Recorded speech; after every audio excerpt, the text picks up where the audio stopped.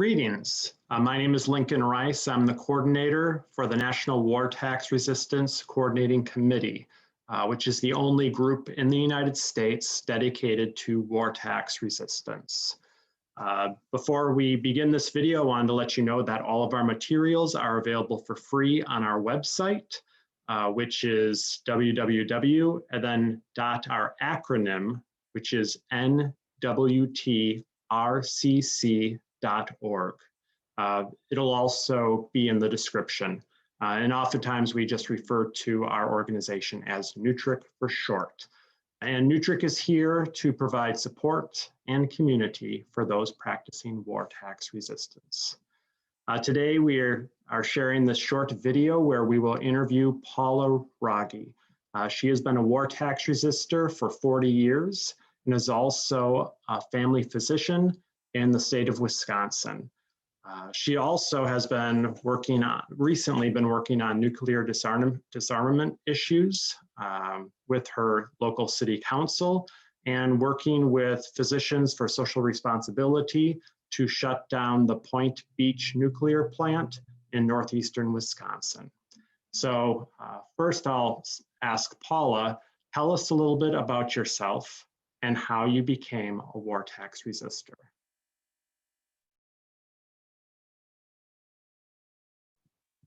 Okay, well, thank you, Lincoln, for asking me about myself and my war tax resistance, first of all. So when I think about where and how I came to war tax resistance, it's kind of like there's a series of little flashbacks I have, and I realized that I didn't reach this point alone. There were a lot of factors in my childhood and also my young adult life that made a difference. So first of all, I realized when I was very young, 7 or 8, that consciousness of life, being able to taste, see, and hear everything around us was the most precious thing that we had.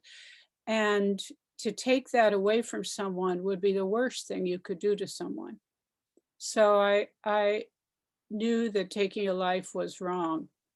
And then I was influenced by the teachings of Jesus. My grandmother sent me to this Presbyterian Sunday school where they gave us a lifesaver every time we learned a Bible verse.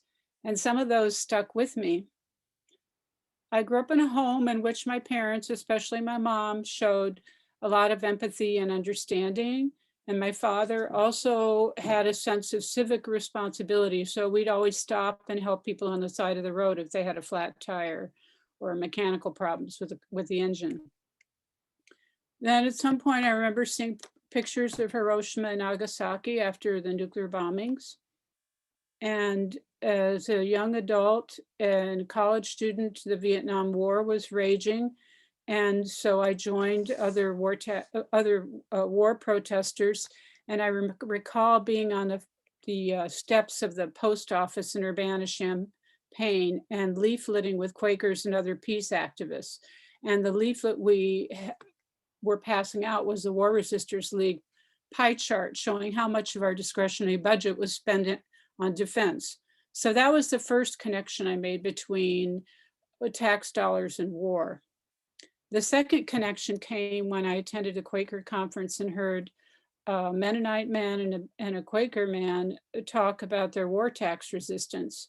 Both of them had refused to pay income taxes to fund the Vietnam War.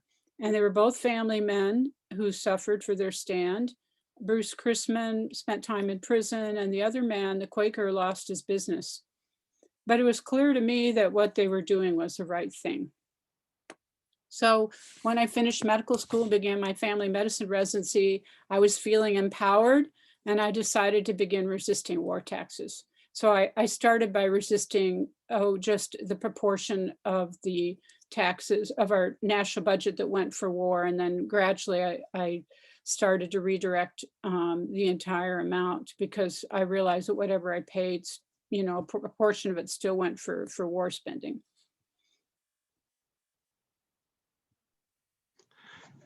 Here, Paula, thank you for sharing that background about yourself and how you came to war tax resistance and the influences that led to that. And as you mentioned, you're a family physician, which has probably given you a unique perspective on this COVID pandemic that we've all been dealing with for the last year. How would you rate the federal government's use of tax dollars to address this pandemic?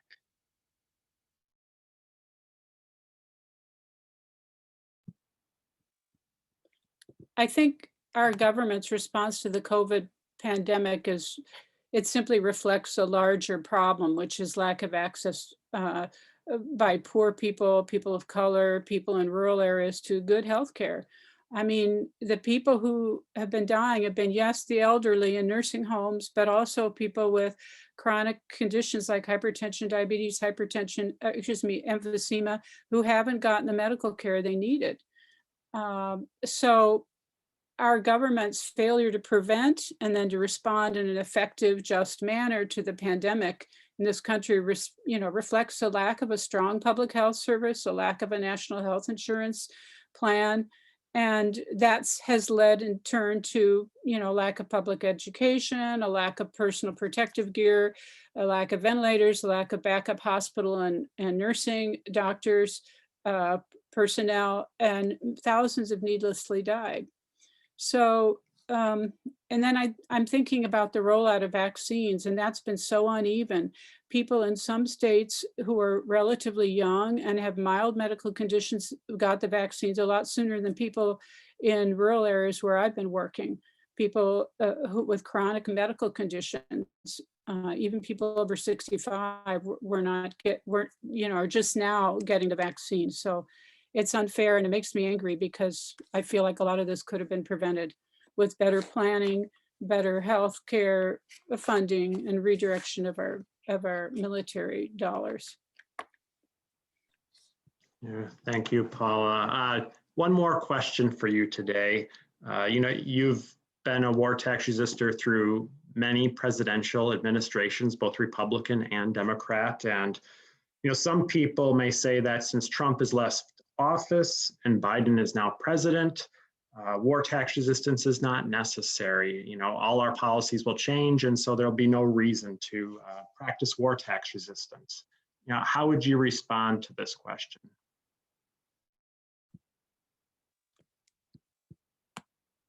Well, that's pretty easy to respond to, Lincoln, because I think President Biden, we're really fortunate that he won the election. He's getting our country back on track as far as the Paris Climate Agreement to, reduce our greenhouse gases, the New START nuclear arms treaty. And now recently he just signaled that he supports a limit on presidential war powers, which is huge.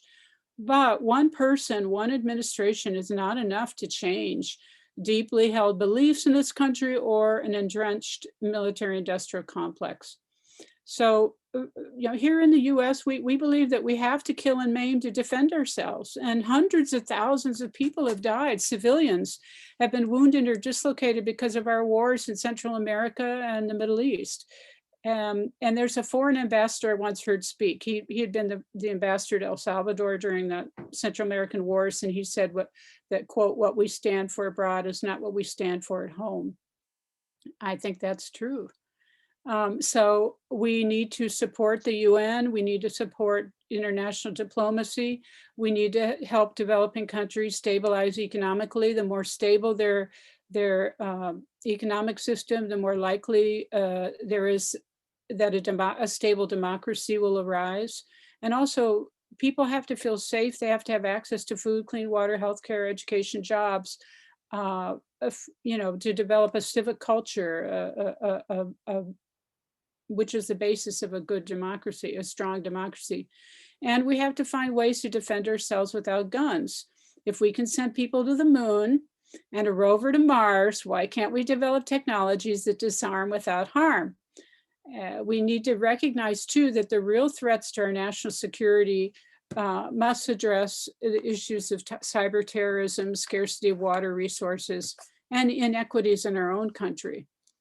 And finally, we have to see that the engine driving the US foreign policy is very powerful. It's the military industrial complex.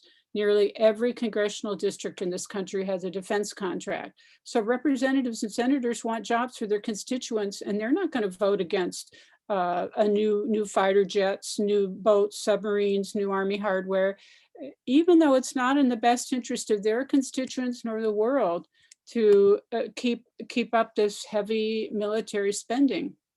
So basically, we need to spend our tax dollars to develop alternative energy, to work on nuclear disarmament, to work on world equity in terms of resources, access to healthcare, education, and we need to develop technologies that disarm without harm. And also, you know, change our thinking, change our beliefs. So think more creatively, think outside the box. Instead of blowing people away, why don't we try to reach their imaginations? Why don't we try to demonstrate that there are alternatives to violence? I'd like to thank our guest, Paula Rogge, who has taken some time out of her busy schedule as a family physician, along with all the other resistance and justice projects she's working on, to speak with us today. If you'd like to check out more videos on war tax resistance, you can check out our YouTube page, which is youtube.com/Nutric, which is NWTRCC. Thanks again for taking time to watch this video, and have a good spring.